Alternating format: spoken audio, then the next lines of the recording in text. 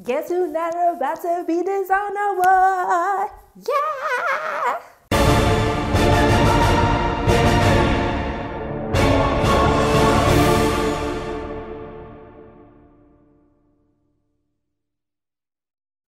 Hey everyone, it's Shriner from Pay or Wait, and today I'm going to be reviewing Equalizer 2, which is directed by Antoine Fuqua, and it stars Denzel Washington, y'all. And so let's tie in this opening intro that I did, because I said that I'm not disowned no more because I actually enjoyed this movie. If you guys have been following me since the Roman J. Israel Esquire came out, and I said it was a wait, and you know, everybody, mamas and aunties be loving Denzel, so you know I got canceled by my family when I told them to wait for that movie. But I have found my way back into the graces of my family, the Denzel lovers, okay, because I enjoyed this movie. So Equalizer 2, it kind of picks up a couple of years after where it left off. And so we have Robert McCall, who is kind of like this retired agent, assassin, whatever you want to call him. And so basically now, given the events that happened in the previous Equalizer movie, he is basically setting his life to protect those who don't have a voice or are unable to help themselves. And so we see that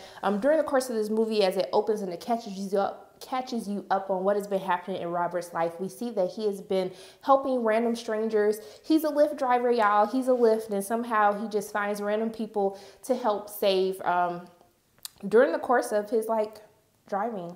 I don't know. I don't really want to give too much away, but he still maintains a relationship with his friend Susan, and basically they are still keep in contact with one another. And so the main pulling factor of this movie that changes things for Robert is when Susan is murdered while she's on assignment trying to investigate this murder. And so this really sets Robert off, and then he goes on a journey to try to figure out what has happened to Susan, who's responsible for it, so he can basically take them out. And so we see that Pedro Pascal is in this movie as well. And so he was Susan's partner. And so he is working with Robert to try to figure out what went wrong, what happened, can you point him in the right direction? And then it's just a lot of stuff that happens after that I'm not going to tell you guys because I don't want to ruin all of the surprises that happened during the course of this film.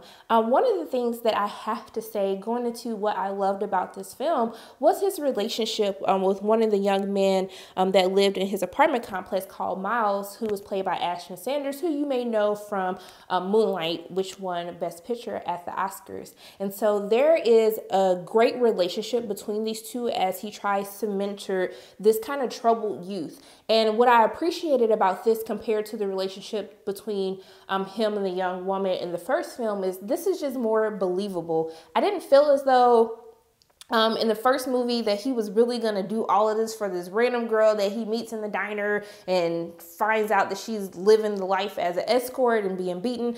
I just didn't find that as believable, or that I necessarily cared about their relationship as much as I cared about Robert and Miles' relationship in this movie. And I have to tell you, there is a scene, and you would know exactly what I'm talking about when you see it. There is a scene that he has with him in this movie, and I was just like, y'all, I felt that. I felt that. Can we get an Oscar for that performance right there? Because I had a tear. I had a little tear that came up in my eye. Everybody else got quiet. Even the dude that was sitting next to me, he was like, that was powerful. And I said, it was, man. Denzel had a word for us in that movie. And yes, I was here for all of it. You guys are going to know exactly what I'm talking about when you see it. And so also, too, I have to say that they did a really good job of how Denzel looked in this movie. There was a scene where I was like, boy, are you playing Malcolm again? Because you look just like Brother Malcolm. And this is in the beginning of the movie. This is something that you've already seen in the trailer, so I'm not giving anything away with that. But the action, when it was there, I love, hand-to-hand combat. I don't really necessarily like shooting. I don't mind shooting, but when I see people actually physically fighting one another, that is what gets me excited, especially in action films. And when those scenes happen in this film, they are very entertaining, very enjoyable to see. And I think it does a better job of showing why he is this deadly assassin. Now, also, too, there is a kind of car sequence that happens. It was one of the best scenes in the entire movie. But I will say that I know that some people are going to have issues with this film, and the one issue they will have is they will probably say that there's not enough action. And I don't know if that's necessarily to their credit, that when these action scenes happen, they're so great that you want to see even more of it. But I do feel, and I do know that a couple of people that I talked to after leaving the screening, they felt a little bit let down from what they saw. But that necessarily wasn't a huge issue for me. I felt as though that this movie was more story driven. I felt that they fleshed Robert's character out. You got a lot more background to try to help understand why he is the way that he is today, and to try to guide you through why his relationship with Susan was so important. And for me, that's why I actually enjoyed Equalizer 2 more so than I enjoyed the first Equalizer.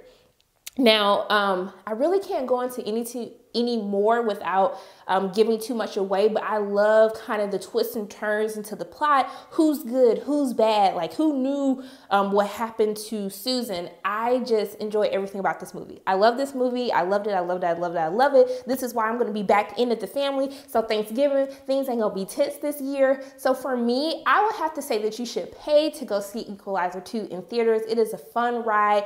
It was a great movie. Denzel did a great job. And that's really it. Those are my thoughts on Equalizer 2. As always, my name is Sharona from Pay or Wait. And if you like what you saw today, make sure you hit the like button, hit subscribe, share this video with your friends, and I will see you soon.